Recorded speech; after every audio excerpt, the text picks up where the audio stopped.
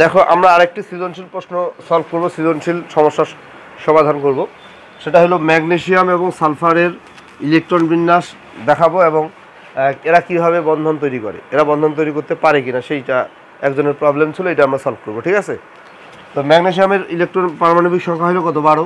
তাহলে ইলেকট্রন বিন্যাস কত হবে? 2 8 2। সালফারের হলো কত? 16। তাহলে কি হবে? 2 8 6। তো এরা কীভাবে বন্ধন তৈরি করবে? খুবই সহজ বিষয়। দেখো, ম্যাগনেসিয়ামের বাইরের ছেড়ে 2টা ইলেকট্রন আছে, এই 2টা ইলেকট্রন ছেড়ে দিবে এবং সেই 2টা ইলেকট্রন কি গ্রহণ করবে? সালফার গ্রহণ করবে।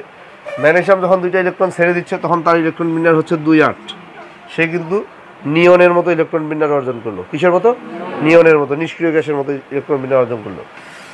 সালফার 2টা ইলেকট্রন গ্রহণ করার ফলে তার কি হচ্ছে? 2 8 8 হচ্ছে। সে কিন্তু আর্গনের মতো ইলেকট্রন বিন্যাস লাভ করলো। কিসের মতো?